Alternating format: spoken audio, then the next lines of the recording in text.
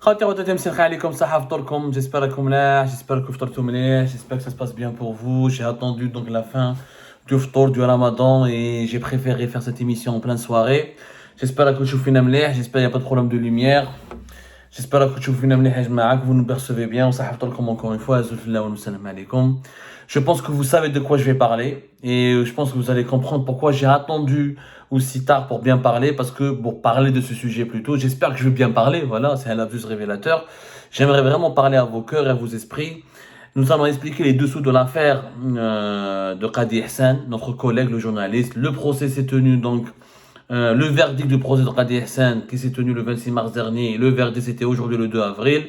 Qadi Hassan a été donc condamné officiellement à 5 ans de prison, dont 3 ans de prison ferme et 2 ans de prison avec sursis. Donc il sera obligé de rester encore sous détention, en détention ou là sous mandat de dépôt, en prison tout court pendant encore 2 années supplémentaires, voire 3 années supplémentaires.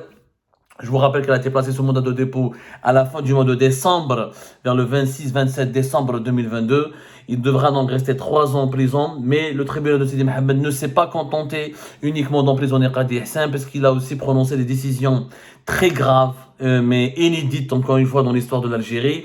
Alors la confiscation de tous les biens de l'entreprise Interface Média, qui a été officiellement dissoute. La société Interface Média, c'est la société qui a été créée par Qadi Hassan et un certain nombre de journalistes et d'anciens collègues, et dont sa propre fille est actionnaire aussi. Et d'ailleurs, c'est pour un financement officiellement, entre guillemets, c'est pour le financement de 25 000 livres sterling qu'il a reçu de la part de sa propre fille installée à Londres, chercheuse universitaire installée à Londres, qui aurait été arrêtée, emprisonnée. Il a été donc condamné pour financement, pour réception d'un financement étranger dans des conditions illégales ou occultes, pour reprendre un petit peu la terminologie, voilà, financement étranger de son entreprise, pour reprendre la terminologie de la justice algérienne. Donc la société Interface Média qui éditait Maghreb Émergent, la radio libre M, la radio M, a été dissoute. Tous les biens ont été confisqués et la société qui est Interface Média, dont l'un des actionnaires majoritaires El Qadi Hassan, devra payer l'équivalent de 68 000 euros à l'État algérien. En plus, l'autorité de régulation de l'audiovisuel a réclamé aussi 6 800 euros de dédommagement et que Qadi Hassan a été aussi condamné à payer à titre personnel environ l'équivalent de 4 800 euros de dédommagement au trésor public à l'État algérien. Bien sûr, ses avocats ont décidé de faire appel de ce jugement dans les délais requis, mais vous savez tous que la condamnation de Qadi Hassan en soi n'était pas du tout étonnante.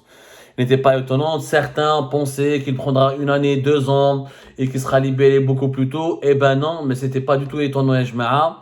Donc, Maraouch, tout le monde savait qu'il allait être condamné, parce qu'Abdelmajid Tebboune, lors de sa dernière interview télévisée fin février 2023, a clairement accusé Qadi Hassan, il a clairement fait allusion à Qadi Hassan en l'accusant d'être Khabarji, en l'accusant d'être au service des ambassades, au service des ambassadeurs, des ambassades étrangères. Il l'a accusé de faire partie d'une cinquième colonne, d'être un collabo de puissances étrangères qui veulent du mal, ou là qui veulent beaucoup de mal, ou là qui ne veulent pas en tout cas du bien dans l'Algérie.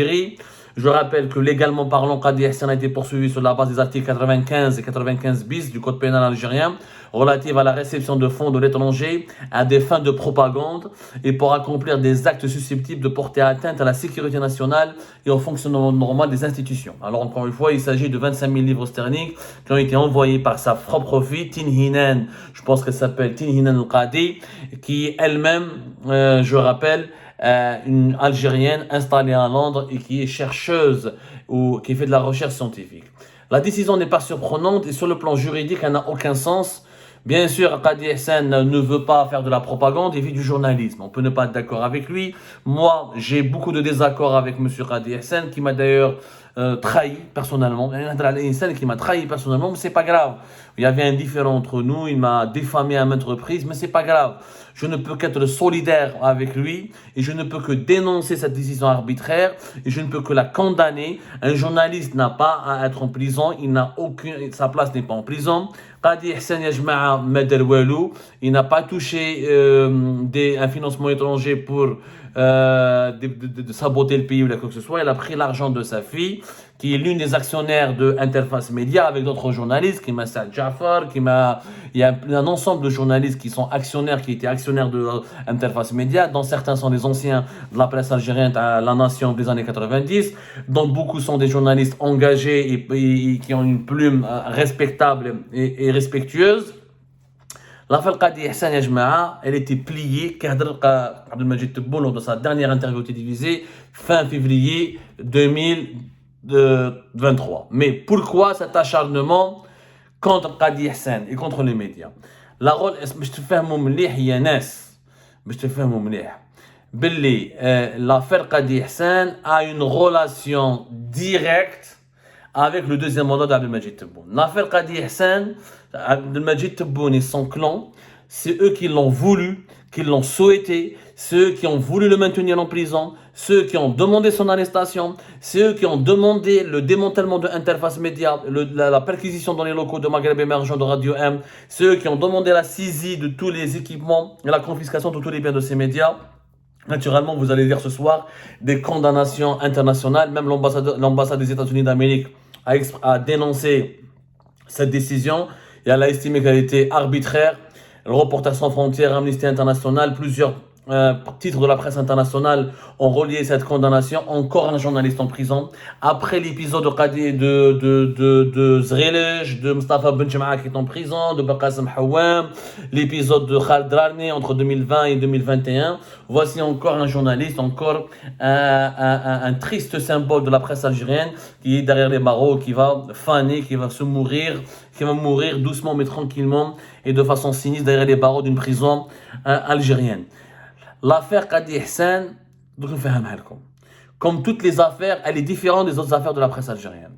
Mustafa Ben Jema'a, Belqasem Hawam, Zrelej, c'est des journalistes qui ont été emprisonnés parce que le pouvoir algérien veut absolument envoyer un message clair, net et précis.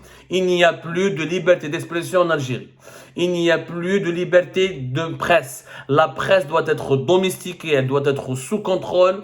Tout ce qui est écrit, diffusé, tout ce qui est commenté, tout ce qui est dessiné en dessin de presse, en caricature, comme en article, doit être conforme à la feuille de route du régime.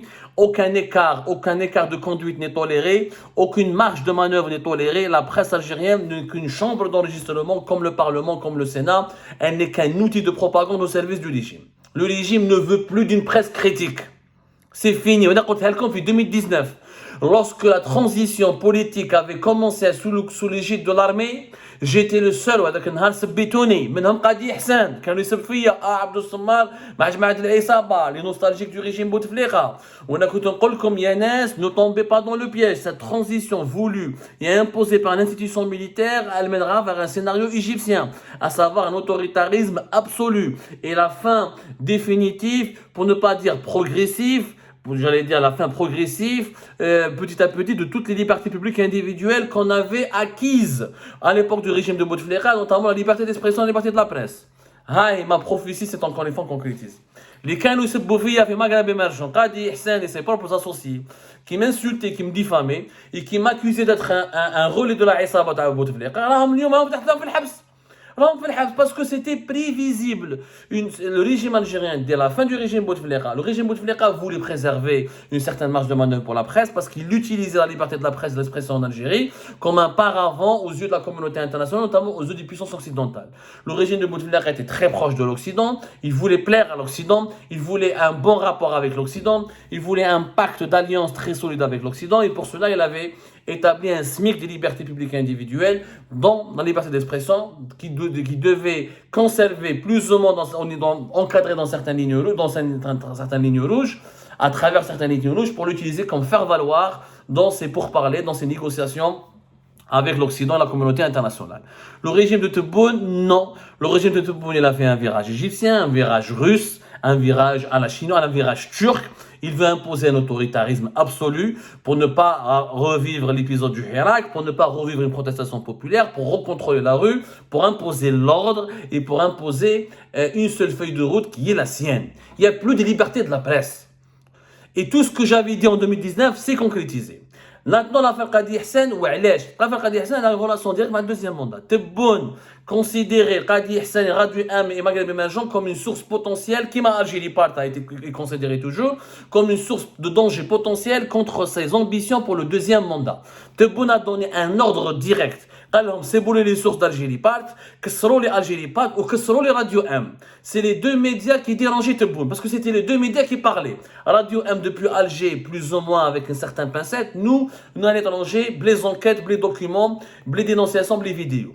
L'opération a été lancée fin décembre 2022 pour neutraliser les deux derniers bastions du journalisme indépendant et engagé qui menaçaient le projet du deuxième mandat. Tebboune avait peur que Radio M ou la Maghreb émergent comme Algérie Part, il avait peur qu'il soit utilisé par des candidats hostiles à lui pour les élections 2024, par des mouvements d'opposition hostiles à lui pour les élections présidentielles 2024. Il avait peur même que ces deux espaces alimentent ou là soit le miroir un petit peu ou là le miroir ou là le confessionnel qui même soit le refuge de toutes les frustrations de la population algérienne, et les discours médiatiques engagés de Radio M et de Algérie Part auraient pu, pendant les yeux de Tebboune, auraient pu accélérer un déclenchement d'une révolte populaire comme celle du Hirak en février 2019.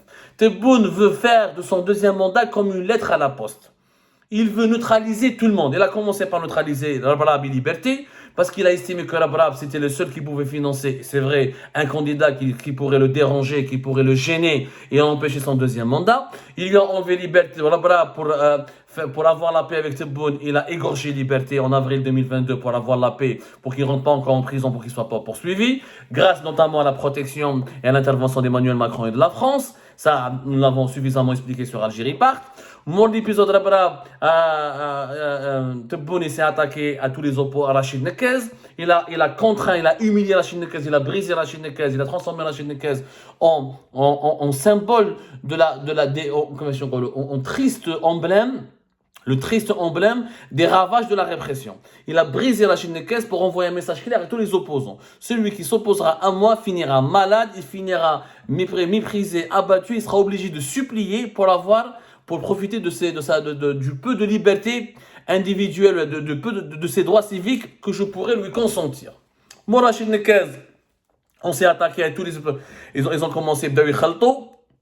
Tebboune déchalé fait l'Amamara, Nahal l'Amamara parce qu'il estimait que c'était un poids lourd qui pourrait générer des soutiens importants au sein de l'institution militaire en vue d'une ambition politique que l'Amamara nourrit auprès de ses proches et qu'il n'assume dans les salons au sein du régime algérien auprès de ses proches. Il a éliminé l'Amamara. Donc Tebboune la presse. La presse, il fallait absolument que toute la presse soit domestiquée, soit docile. Il ne faut pas qu'un journal ou une chaîne de télévision puisse l'empêcher, le critiquer, ou là lui rappeler son bilan médiocre, son bilan catastrophique, ou là lui rappeler, le mettre devant ses responsabilités, devant ses échecs, ses responsabilités dans les échecs économiques, politiques et sociaux que la nouvelle Algérie est en train d'endurer. Donc, je lazem être comme la presse. Qadi Hssen, c'est le message clair de Tebboune et de son clan à la presse algérienne. Celui qui bouge en 2024, il finira comme ça. Celui qui parle, celui qui ouvre ses tribunes pour un candidat concurrent, ou là pour des courants concurrents, là pour des opposants, ou là celui qui veut se la jouer pour un journaliste indépendant engagé, paf, sa tête sera coupée. هذه الحكايه والقاضي حسن دخلوها fin décembre parce qu'il a fait un blog parce qu'il a écrit une analyse qui n'était pas fausse à 100%, ni correcte d'ailleurs à 100%, parce qu'il a fait une analyse qui concerne les rapports entre l'armée et Tebboune en prévision des élections présidentielles de 2024 et du deuxième mandat que veut briguer Abdelmajid Tebboune. C'est ça. L'opération Qadi Hssen, elle s'inscrit dans ce sillage, dans ce cadre-là. Comme l'opération Algérie Part, qui a été montée de toutes pièces pour nous salir. Ils ont arrêté l'un de nos collaborateurs, soit ils ont traqué quelques-unes de nos sources juste pour nous faire taire, pour nous affaiblir, pour nous faire du chantage et nous empêcher de continuer de faire du journalisme afin de ne pas déranger le fameux deuxième mandat que prépare Abdelmajid Tebboune. هذه حكاية. Khaled Darni, entre 2020 et 2021, Tebboune حطه في الحبس parce qu'il voulait faire pression sur la France, parce qu'il pensait que Khaled Darni était l'ami de la France et qu'il voulait donc utiliser Khaled Darni pour négocier avec la France et un soutien français, une réconciliation avec la France et un alignement de la France sur sa feuille de route et sur ses agendas. Mais après, il a compris que Khaled Darni était l'ami de l'ambassadeur de France, qui était Xavier Driancourt. Mais il n'est pas l'ami de la France. La France n'a pas d'amis en Algérie, elle a que des intérêts. Il a compris, il a fini par le relâcher février 2021, après presque plus de 6 mois de prison. Il a entamé une autre approche pour essayer de draguer Macron et de trouver un accord gagnant-gagnant avec Emmanuel Macron. Qadi Hassan, c'est une autre histoire. Il fallait le décapiter, il fallait l'emprisonner pour empêcher toute voix discordante qui pourrait déranger le deuxième mandat. Voilà les véritables dessous de l'affaire Qadi Hassan. Quant à moi, je vous dis comme ça, à demain, Inch'Allah, pour d'autres, j'allais dire aventures. C'est devenu une aventure, ou mésaventures, parce que ça devient de plus en plus risqué et dangereux de parler des dessous de l'actualité algérienne. Toute ma solidarité avec la famille de Qadi Hassan, toute ma sympathie avec ses enfants et sa famille, ses proches, et les journalistes et les confrères et les consoeurs de Maghreb émergent. Courage, tenez bon. C'est une période difficile. Espérons qu'elle passera ou que rapidement nous allons passer, réécrire une nouvelle page. Mais ça va être malheureusement très difficile. Beaucoup d'épreuves encore nous attendent.